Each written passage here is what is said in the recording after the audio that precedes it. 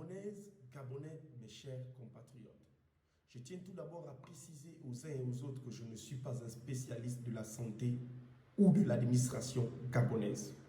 Loin de moi une quelconque envie de leur apprendre leur travail que je respecte. Mais en tant que leader du MAPAN, il est de mon devoir de m'interroger, d'alerter et de proposer des solutions visant à mieux gérer la crise. Car ensemble, nous arriverons. Ainsi, il y a près d'un mois, nous avions proposé le port obligatoire du masque anti-projection pour limiter la contamination par les personnes asymptomatiques.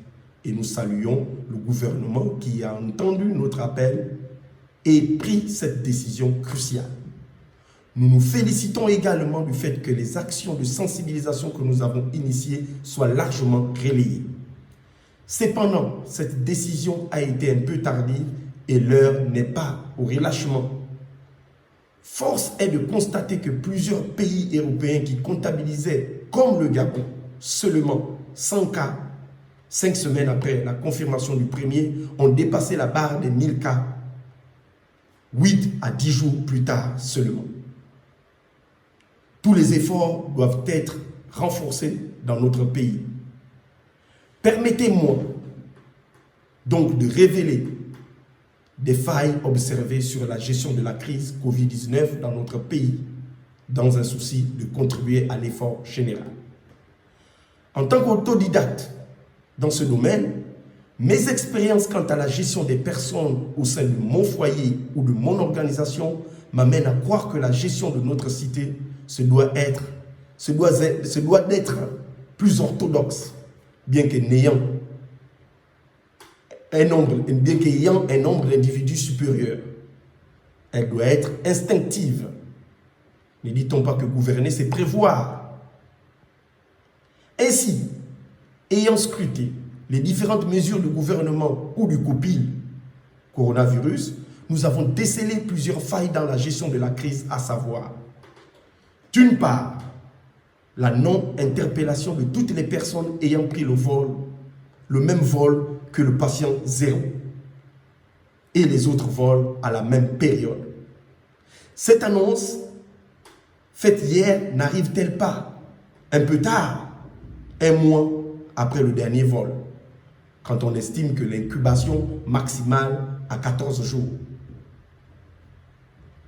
D'autre part, la prise de décision tardive quant au port de masque obligatoire malgré les multiples interpellations que nous avons faites.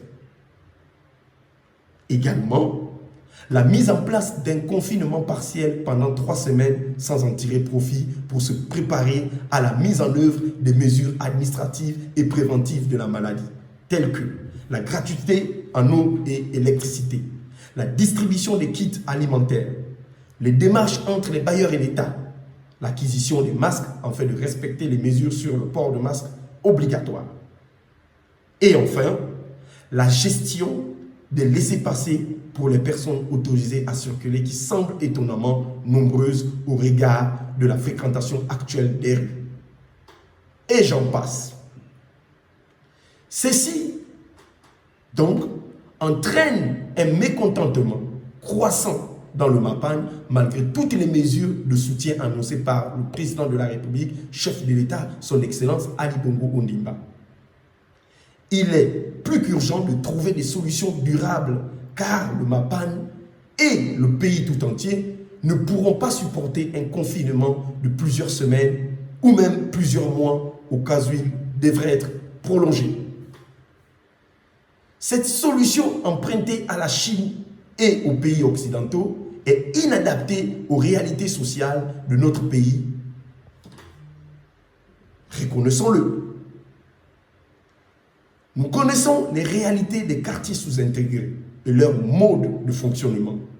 Le besoin de sortir pour pallier le manque de nourriture lié à la perte des revenus déjà irréguliers, le besoin de s'approvisionner en eau, les logements saturés et surchauffés, les inondations nombreuses en cette saison des pluies est bien réel.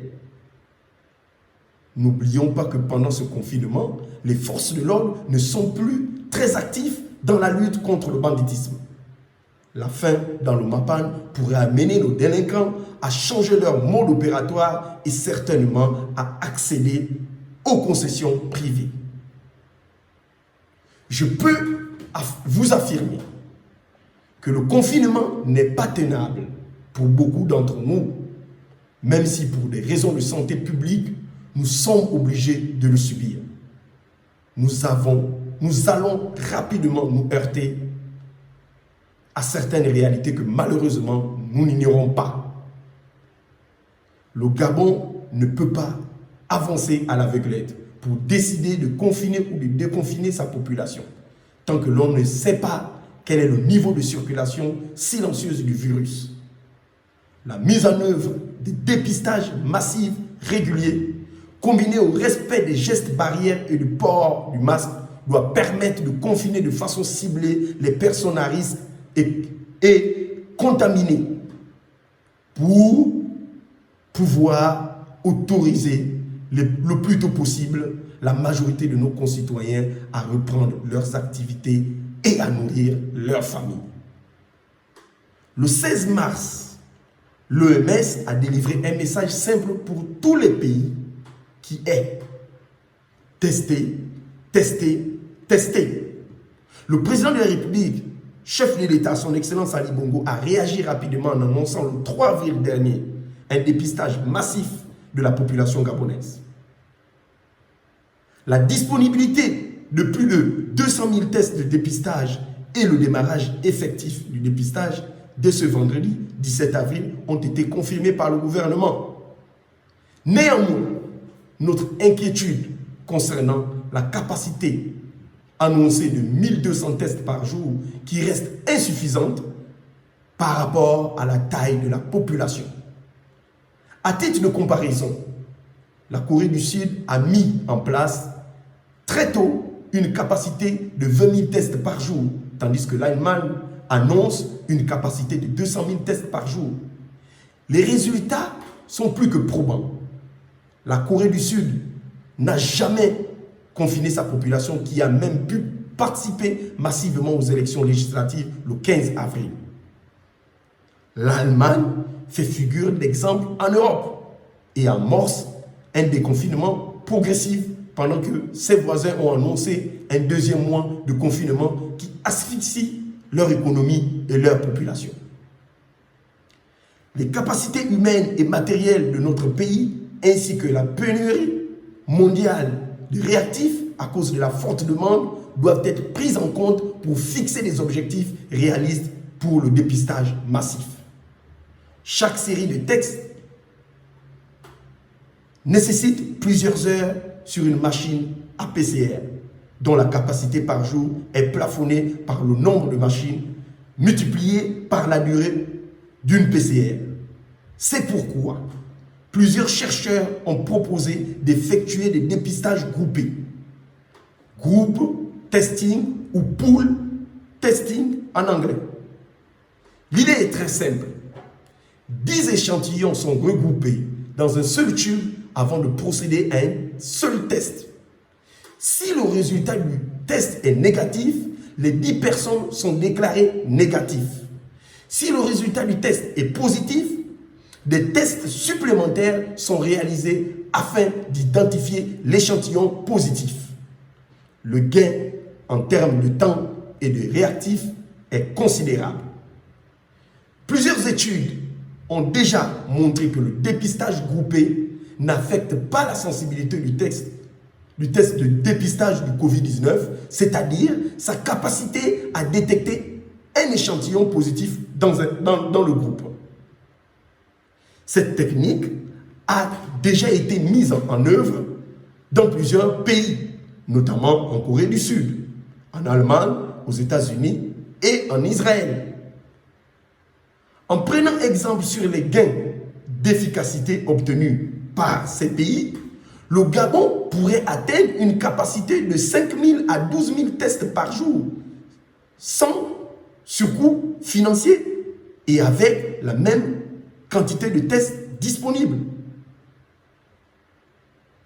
Je laisse donc le soin aux experts scientifiques de déterminer les modalités de dépistage groupé les plus efficaces pour le Gabon sur la base des données scientifiques récentes. Mais j'appelle vivement le gouvernement à examiner soigneusement la faisabilité de cette approche. Il faut agir très vite. Le confinement de longue durée ne sera pas viable pour notre pays. Le Gabon peut encore, s'il réagit très vite, circonscrire le virus, mais chaque jour passé à tergiverser avant de prendre des mesures fait gagner du terrain au virus et diminue nos chances d'éviter que la situation n'empire. Certes, le corps est faible, mais unis nous serons, unis nous vaincrons. Gabon d'abord.